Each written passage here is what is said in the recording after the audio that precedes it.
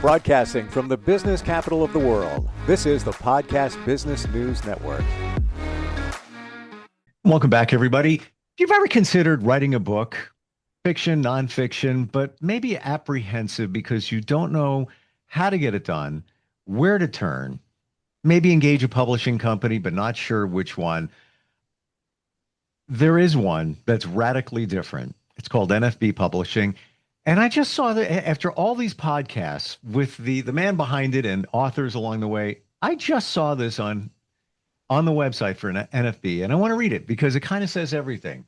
The central idea of NFB is community, not corporation. The author, the artist, the editor, the agent, all those involved working toward a common goal to produce the best books ever, or even just a really good book. I think it says it all there. Mark Pogodzinski is the man behind NFB, very particular about the process and keeping that community feel with everything. And we're going to learn more about that process today. Mark, how you doing?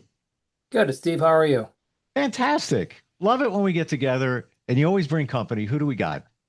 Today we have the author Jack Livingston, who's written 2 books, memoirs. And what sets his books apart is even obviously you don't know the subjects of the books until you start reading. But by the time you're done with the book, you have a complete understanding of the person. You feel that you know them.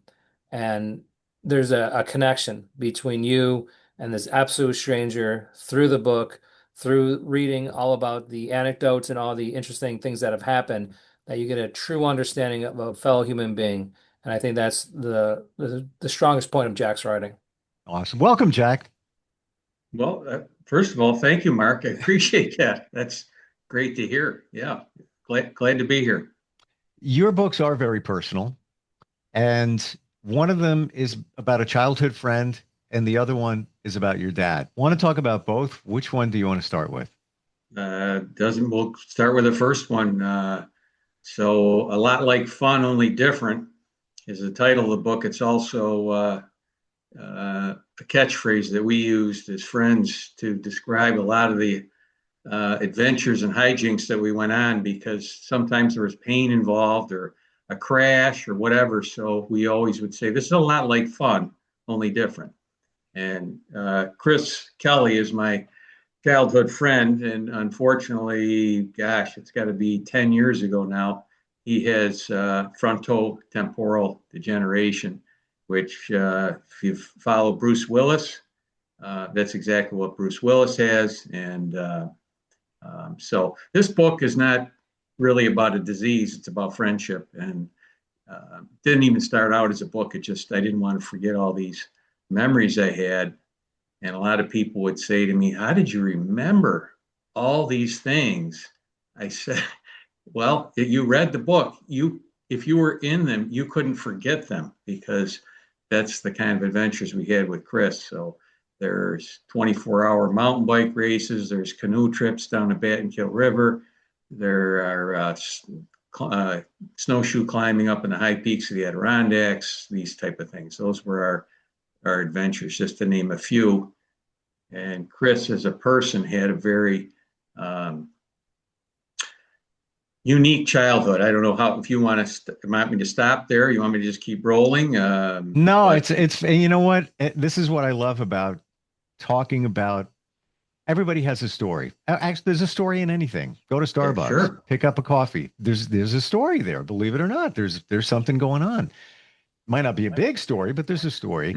And yeah. as we listen to you, I'm seeing pictures of my friends and my childhood, and on up from teens into 20s and all of that, and so many different scenarios, situations. How do we get through with that one without unscathed, and on and on and on? So yeah, please continue. Yeah. So, Chris, actually, I knew Chris since high school days. We played soccer together and things like that. But frankly, I stayed away from Chris because most of the things he was involved with, I kind of felt like there was a chance of getting arrested. I'm sure my parents wouldn't. Chris lived on the edge. Well, I'm gonna, if I may interject here, I left out that part when I was talking about my friends. Mostly, it comes up. How are we not in jail, and how are we still alive? I'm just saying. You should read this book. But Chris, uh, despite that, I mean, Chris was the kind of guy where he would just give it to anybody. I mean, he lived life without filters, but he would also be the guy that, just as an example, I mean, we had one of our rides, and I knocked myself unconscious, and I mean, I had all kinds of injuries. I had a separated shoulder. I rode kind of somewhat my bike out of there, mainly walked, and of course, that we also had a phrase or a catchphrase, which was, and some people take offense to this, but if it wasn't spinal damage, everything else above that was funny. So it didn't matter what happened to you. That's where we drew the line. And so this was hilarious to him, but he was the only guy that called me up later on to make sure I was okay. So, these are the kind of things Chris did. I mean, Chris was also kidnapped when he was 5 or 6 years old by his father, and taken across the country. There was a situation between his mother and father, and I didn't necessarily even think I was going to dig into that, but his mom told me the story, and Wow. I was there with the family, and it was like, wow, it was like taking a Band-Aid off well, it was more than a Band-Aid. It was like taking a tourniquet off of a really deep wound. And Chris raised a pig in the village of East Aurora in his backyard, which caused a lot of consternation with his neighborhood and all that sort of thing. Just, standard things that we all have done, raised pigs on our backyard.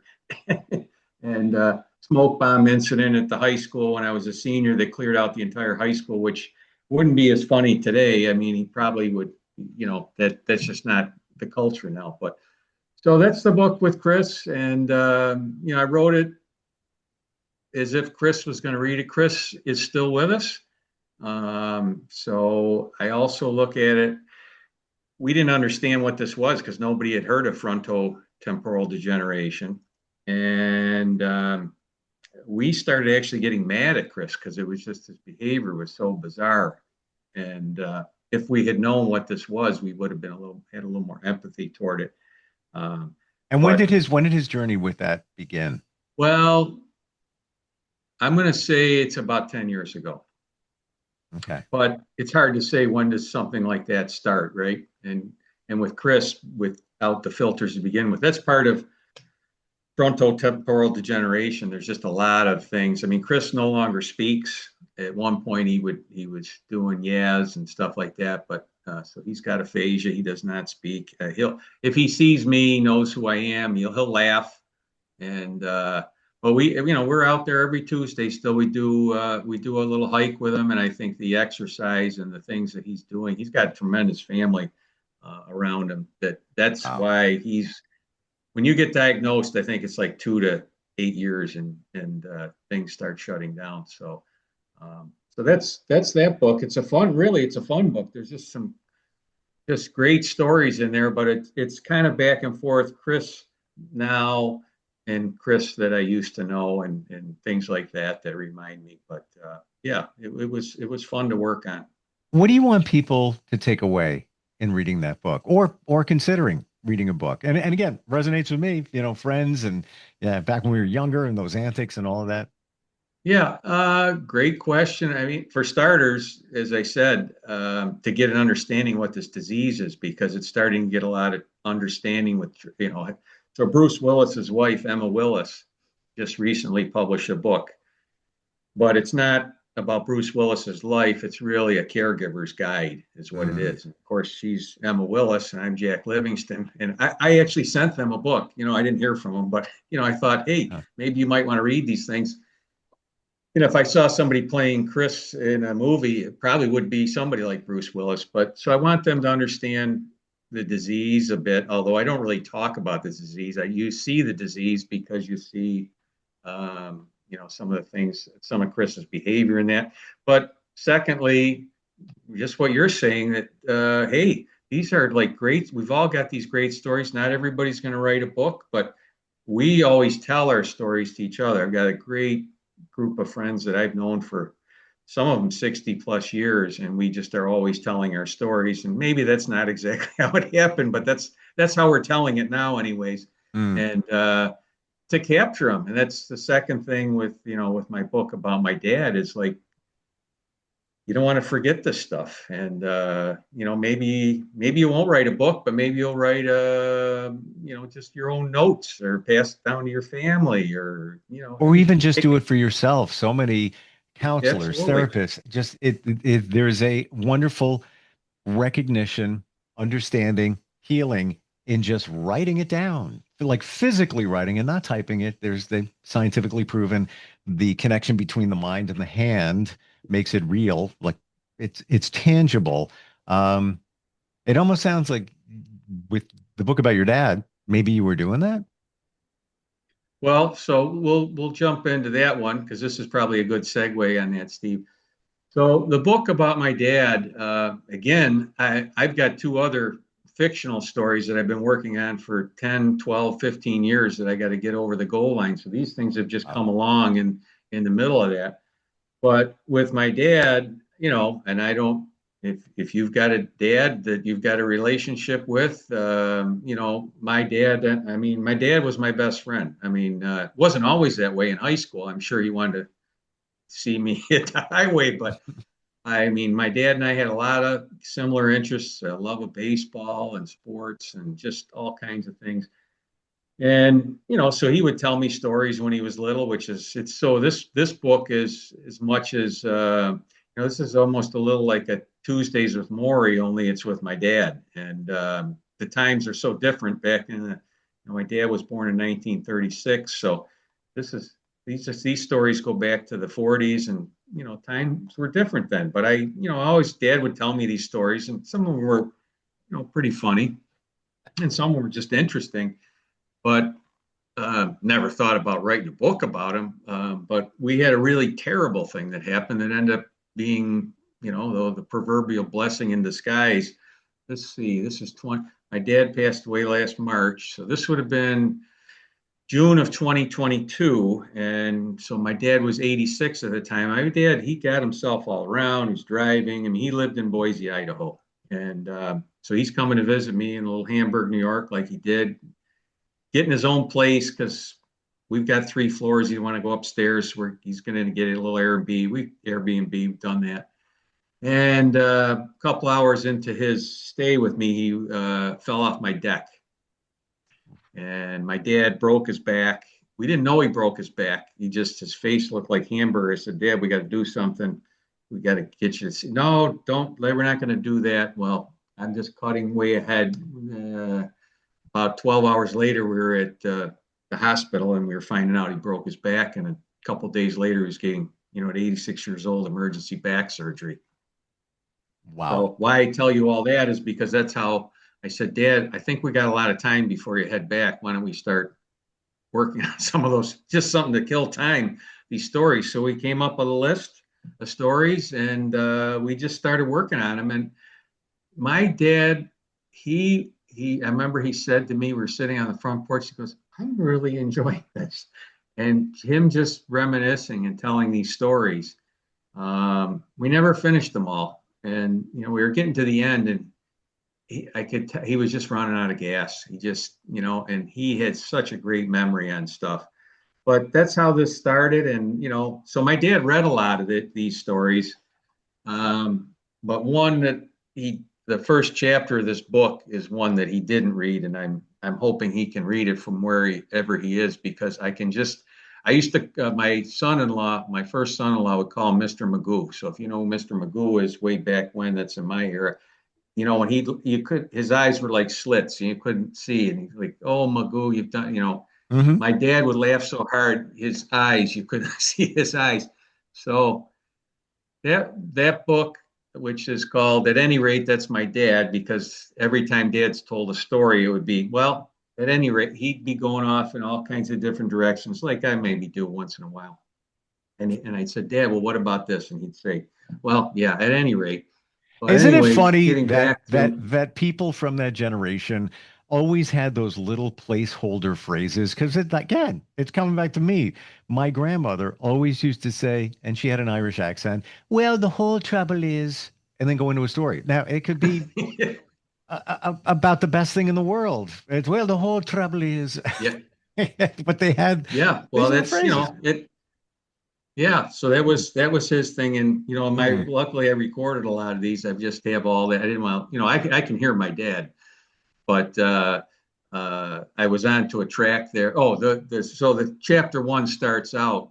It began in the middle 60s and continued through the middle 70s. A man and his wife made numerous attempts to rid themselves of their children, especially their older son, and that's me. And these are, as a child, all the ways that we feel like maybe you might have gone through this, that their parents are trying to get rid of us because they were making us do things as kids that we didn't want to do, and that you can fill in the blank for all those things. But so I talk about how, if you know what jarts are, right, they don't even have jarts anymore. Here, play with the jarts. Do you know what a jart is?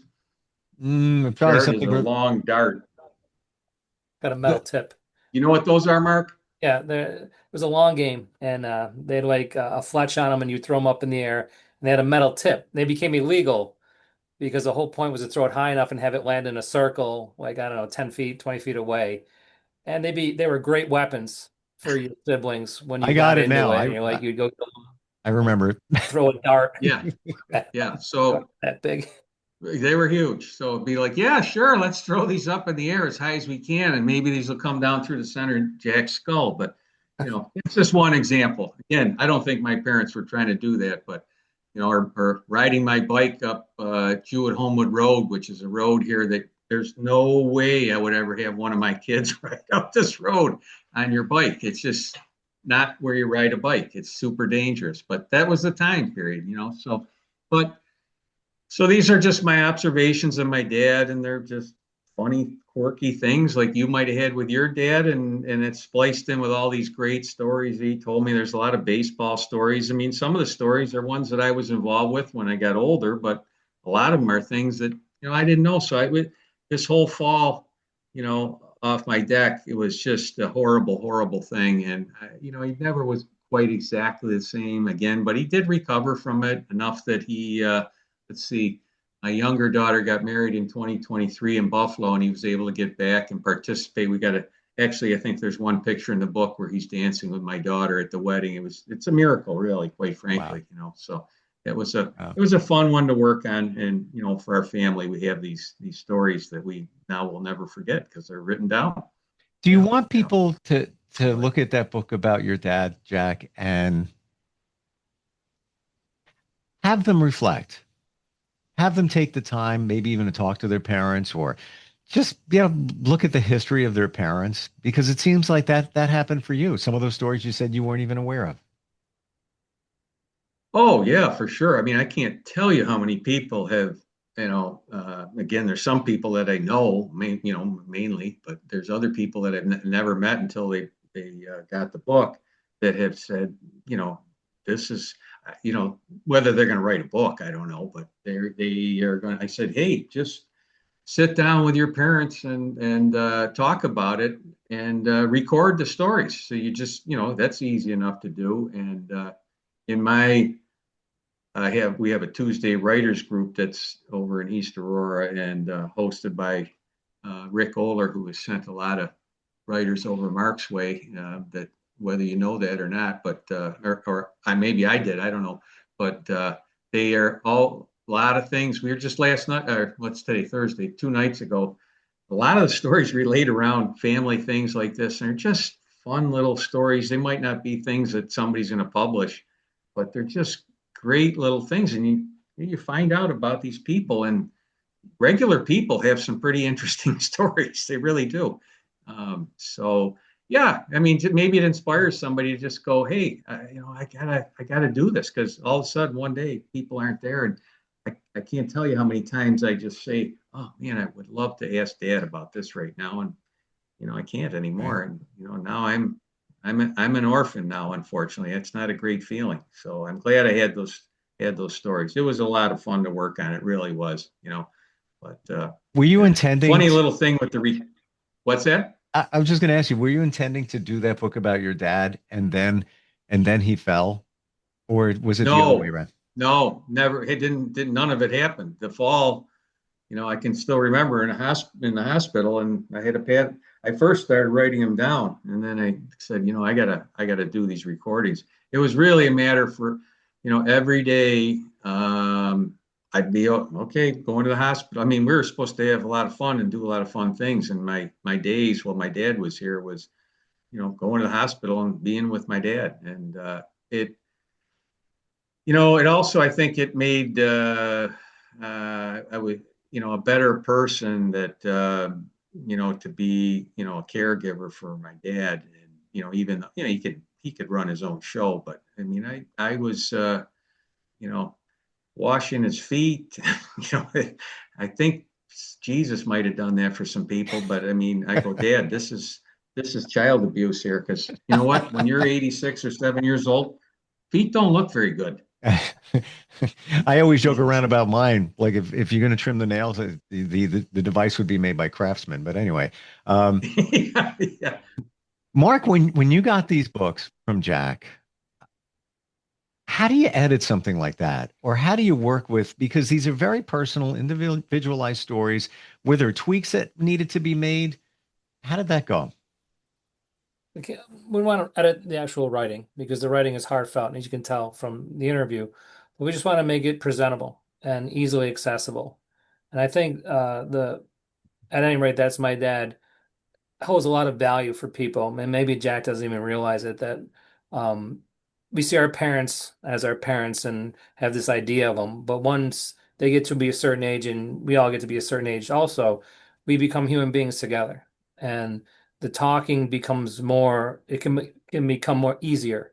And you learn about them as people rather than your parents and trying to hurt you with lawn darts back in the day becomes a funny story because you realize that what they were going through, you went through because you've had your own children and you've become a parent. And I think that relationship can grow and become even stronger and more wonderful at that stage. And Hmm. if you read that book, I hope it would inspire someone to reach out to their parents and like, tell me some stories from your 20s.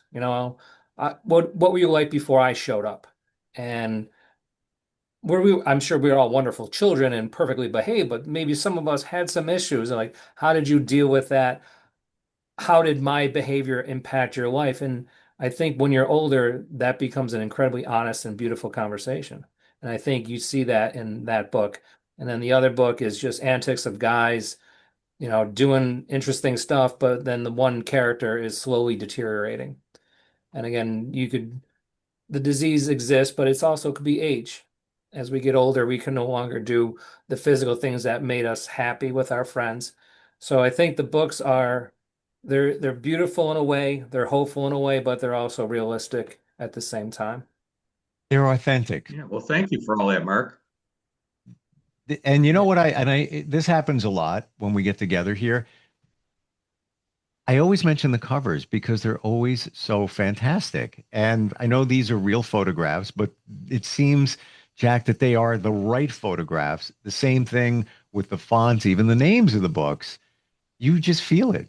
You feel it. And I think that's all part of it. That's all part of it. Well, I appreciate that, and I appreciate you acknowledging it, because a lot of thought went into it, but it really wasn't a tough selection. I mean, yeah, you're 100% right. That picture of Chris is up in the Adirondack Mountains. I know exactly where we were, and that's Mm. him. And then if you look at the back cover, it's Chris walking away. Chris today, but really it's Chris about 5 years ago, and that's at Knox Polo Field where we do our hikes. And my Wow. dad, that's him sitting on a bridge in Milford, Delaware, when he was probably what, 7? I don't know, 8 years old. And that bridge, full circle. When I was about that age, we rebuilt that bridge. It was a green bridge. I can still remember. I think I'm just getting the paint out of my hands, because it was probably that paint you don't use it. They're not supposed to use. But yeah, Wow. I remember that. It was a great time. Mm. So wonderful talking with you both. I want to share something that's personal, real quick, about your Sure. dad. So my dad I wasn't really super close with him. My parents got divorced when I was very young. I joined a men's group about a year and a half ago and went on a retreat. And it was just, a retreat. You learn about life and, move your life forward. One of the exercises was forgiving your dad. Didn't even know it was part of the whole thing. Again, he passed when I was 21. I realized the Oh, last day of the 3-day retreat was his birthday. So it's almost oh, as if it wow. was like a reason, but wait, there's more. I've been thinking about him a lot lately. Then you show up.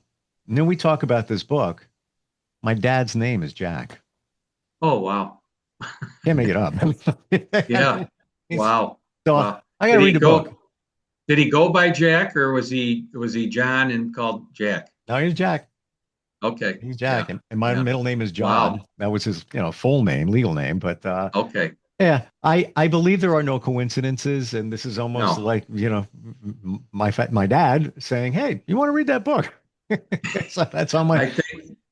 I think it would be great, and if you have some, I'd love to hear what you thought about it, Steve. If you ever want to message me, I love to hear feedback. It's, as a writer, when somebody says something to you, those are pieces of gold. Where a lot of people that have made some nice comments, and people aren't going to say bad things, but it really warms you. I wondered why the title was the title, and even before we got together, even talking with Mark, it sounds like at any rate, that's my dad. Like, yeah, could be perceived as not the best dad, but that's my dad. Yeah. Now we understand why he used to say Right. that, and just fantastic. NFBpublishing.com. If you're thinking even um, toying with the idea of writing a book, start there. This is the way to do it, and with a more personal touch. Thank you both for today, Mark and Jack. I really appreciate it. Great. Nice to meet you, Steve. You too. Thank We'll you. be right Okay. back.